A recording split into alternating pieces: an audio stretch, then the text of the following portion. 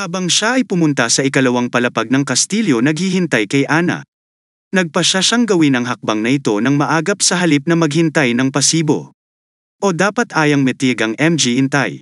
Habang ang pilak na puting liwanag ng buwan ay sumisikat sa kastilyo sa pamamagitan ng mga bintana sa koridor.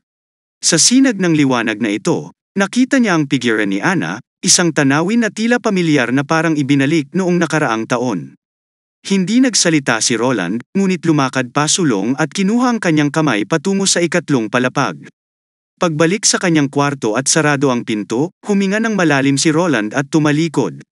Habang nag-aalangan kung paano magsisimula, hinalikan na siya ni Ana. Pagkatapos ay naglabas si Roland ng regalo mula sa kanyang likuran. Ito ay isang hugis pusong mahiwagang bato na nagniningning ng ginto ang mga gilid at mula sa itaas ay nakasabit ang isang manipis na pulang kordon. Ito ay isang kombinasyon ng mga trakang magic stone na nabuo sa pamamagitan ng pagpapatibay ng Pathfinder Stone at Locator Stone kasama ng magic. Inilagay ni Roland ang trakang stone sa leeg ni Ana, na sinasabi sa kanya sa ganitong paraan, nasaan man si Roland, magagamit ito ni Ana para mahanap siya. Tila natauhan si Ana na may matang nakatitig sa kanya. Marahan niyang hinaplos ang mga pisngi nito, nagtatanong sa bawat salita. Ang tanong ni Roland, papakasalan mo ba ako, Ana? Nanatiling tahimik ang emosyon ni Ana. Pagkaraan ng ilang sandali, sa wakas ay tumango si Ana at sumagot ng oo. Lahat ng sumunod ay natural na natural, ang mga emosyong matagal nang namumuo ay lumagpas sa huling sandali sa pagitan nila. Muling nagniig ang kanilang mga labi, hanggang sa nadala sila ng kanilang emosyon ng kanilang pagmamahalan. Nakapatong si Ana sa braso ni Roland, nakasandal sa kanya na parang kuting. Mahinang bulong ni Ana, tuwang-tuwa siya na nakilala ang kanyang kamahalan. Tumingin si Roland kay Ana, sinabihan siyang tawagin na lang siyang Roland mula ngayon.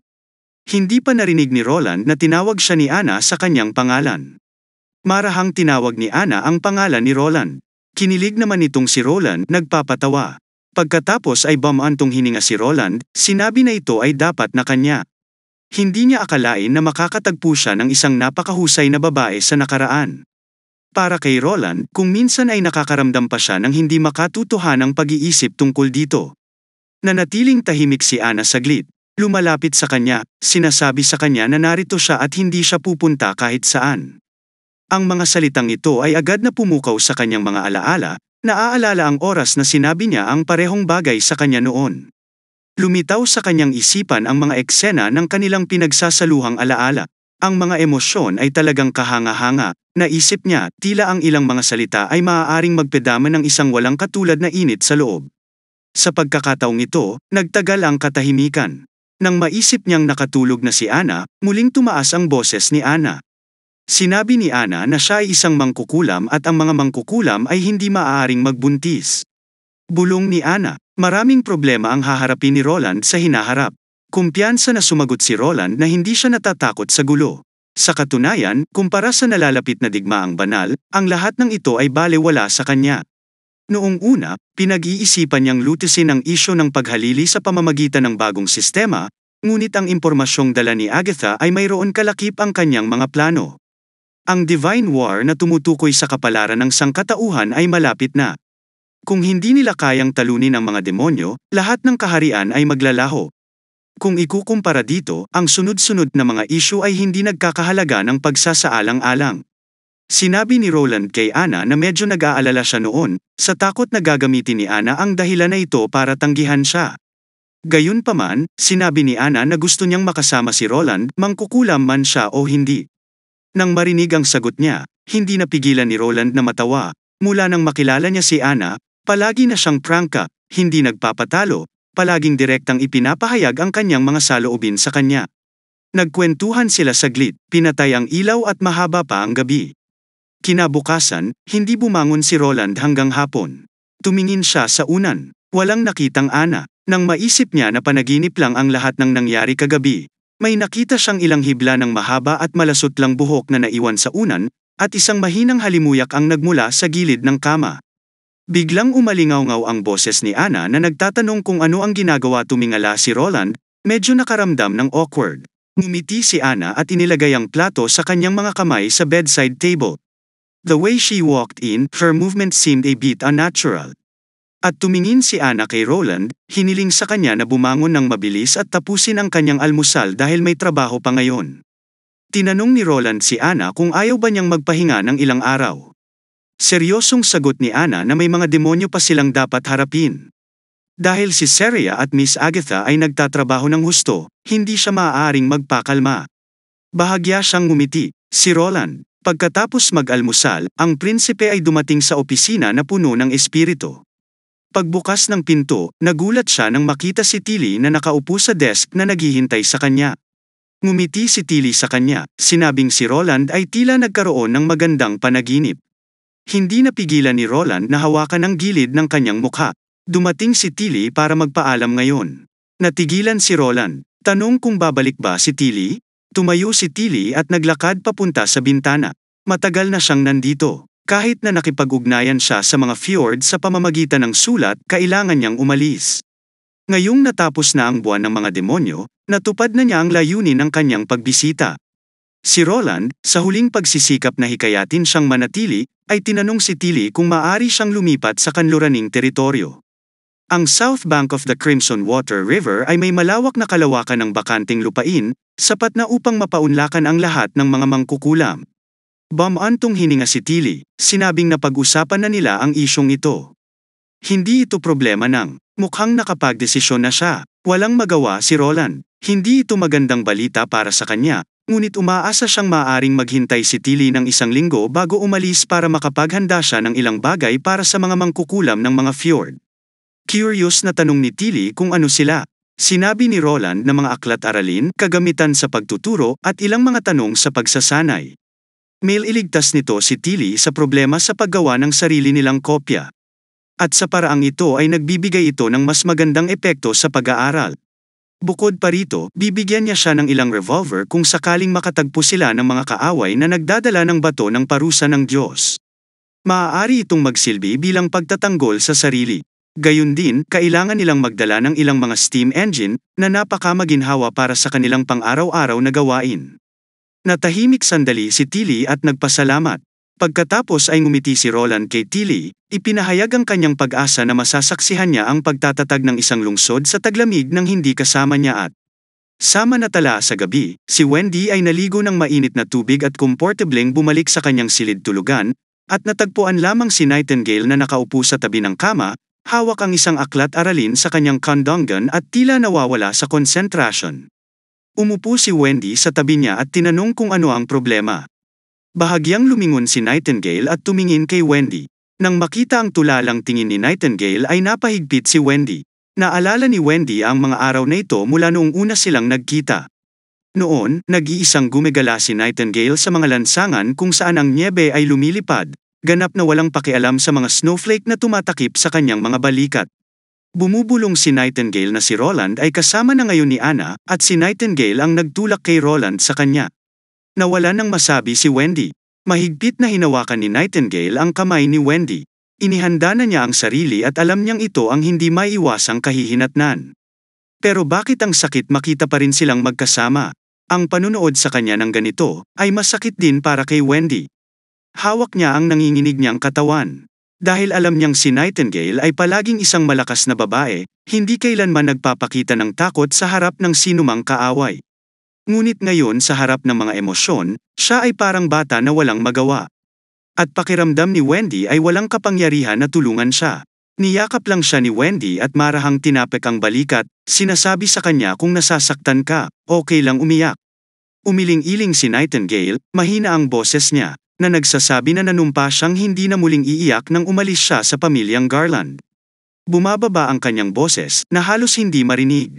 Ramdam ni Wendy ang lumalalang init at halumigmig sa kanyang dibdib, ngunit kahit na ganoon, walang kahit isang hikbi ang nakatakas kay Nightingale. Mabangis siyang lumalaban, nanginginig ang mga balikat, humihigpit ang hawak. Matigas na sabi ni Nightingale na hindi niya ito iniyakan.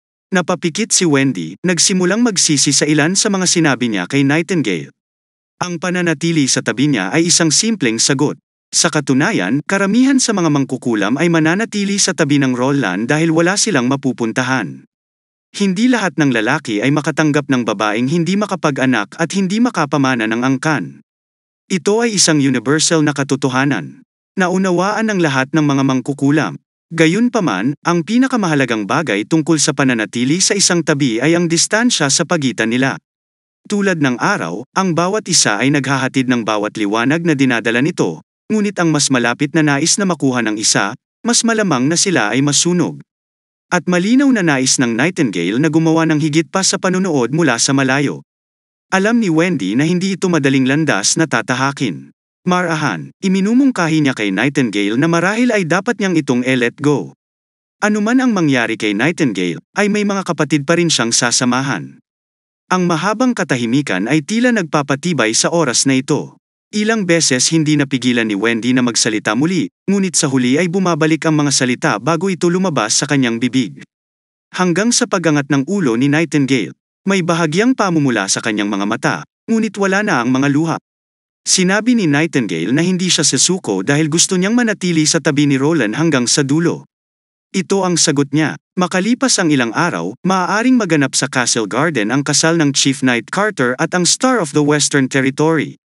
Bawat isa ay dumating upang dumalo.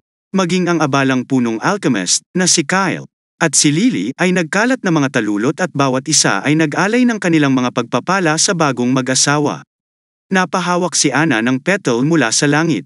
Habang tinatanong ni Roland si Anna kung gusto niya ang gayong mga kasalan, biglang nahulog ang isang bungkus ng mga petals mula sa langit. Napakamot sa ulo si Kidlat, aksidenteng nagawa tumingala si Roland sa dalawang batang babae sa langit. Pagkatapos ay tiningnan ni Roland ang dalawang pangunahing tauhan para sa ngayon na lumitaw sa hardin, sa isang purong puting damit pangkasal, at si Carter, ang isa pang bida ng kasalang ito, ay nakasuot ng itim na suit. Sabay silang tumayo, para silang match made in heaven. Si Barrett, na kumikilos bilang isang saksi, ay nagbasa ng bagong pamamaraan ng kasal na isinulat ni Roland. Una, nagpalitan ng singsing ang mag-asawa. Ibinaba niya ang tingin sa notebook at saka sinabihang maghalikan ang bagong mag-asawa. Kaway ng tagay, lalo na kay Mylene, na tuwang-tuwang niyugyug si Ferlin at pumalakpak kay May, hinayla si Ferlan para i-cheer. Sabi ni Lightning, "Di ba kiss lang?" Sa tuwing babalik ang kanyang ama mula sa isang pakikipagsapalaran, kailangan itong halikan ng may bahay ng ilang beses. Medyo namula si Scroll, tinanong si Roland kung okay lang bang itakda ang procedure na ito. Sinabi ni Roland na ito ay isang espesyal na kaso. Hindi lahat ng bagong mag-asawa ay kailangang gawin ito. Pagkatapos ng lahat, ito ay para sa publisidad. Ang mas nakakaakit ng mata, mas mabuti. Pagkasabi nito, tumingin siya kay Seria, sinasabi sa kanya na tiyaking makunan ng detalyado ang sandaling ito. Ang magic pen ni Seraya ay kumikinang ng maliwanag, na nagpapakita ng malaking interes sa pagkuha nito.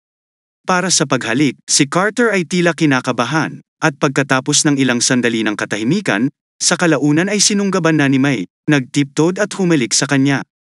Agad na sumambulat ang hardin sa mainit na palakpakan. Lumabas si Roland sa karamihan, lumapit sa kanilang dalawa at binati ang bagong kasal. Tinapat ni Roland ang balikat ni Carter at binigyan siya ng 2 araw na bakasyon. Pagkatapos ay natapos ang kasal sa masiglang tunog ng mga paputok. Masayang pinagmamasdan ni Anna ang dalawa at lumapit si Roland, hinawakan ang kamay niya at sinabing darating din ang araw nila sooner or later. Sa hapon, dumating si Barrett upang mag-ulat sa trabaho. Kinailangan din ni Roland na magplano na ipahayag ang bagong tatag na lungsod sa Canggu Stronghold, sa parehong oras. Ang mensahero ay ipinadala at dapat na makarating sa kuta ng Chengdo, sa lalong madaling panahon. Sikat na ang araw sa kalagitnaan at naglakad si Roland sa pader ng lungsod. Nang makitang lumitaw ang prinsipe, ang maingay na pag-uusap sa ibaba ay mabilis na naging magkatulad na tagay, at ang mga taong bayan ay nagtaas ng kanilang mga kamay. Tila hinanap ang daloy ng karamihan. Ang magkabilang panig ng pader ng lungsod ay napuno ng napakaraming tao. Ang kabuoang bilang ng mga tao na tinatayang higit sa 20,000, ibig sabihin karamihan sa mga residente ng bayan ay nagtipon dito sa sandaling ito. Malinaw na umabot sa pandinig ng bawat residente ang boses ni Roland. Alam ng bawat pumunta rito na ang araw na ito ay isang mahalagang araw dahil malapit nang maging isang tunay na lungsod ang bayang ito. Itinuturing ng mga orihinal na naninirahan sa hangganang bayan na ang buwan ng mga demonyo ay isang nakakatakot na karanasan. Gayunpaman, matatag na silang nanirahan dito, natalo si Duke Ryan, na nagbanta sa kapayapaan ng kanluraning teritoryo, pinatalsik ang simbahan at matagumpay na nalabanan ang mga pag-atake ni Timothy. Si Timothy ay naglunsad ng mga digmaan sa buong bansa, na ginagawang mga larangan ng digmaan at kaguluhan ang timog at ang silangang teritoryo. Ang pagdinig nito ay umaalingaw-ngaw na tumakas sa kanilang mga tahanan upang pumunta sa hangganang bayan. Ang pag-alala sa kanilang tinubuang bayan ay dinambong kung saan ang mga gawa ng mga kabalyero ay walang pinagkaiba sa mga bandido, higit na sobra-sobra at ang mga bata ay dinukot at pinilit sa Royal Army sa murang edad na 10. Nangako si Roland na ang mga ganitong trahedya ay hindi na mauulit, at ang bagong lungsod ay itinayo para sa layuning ito.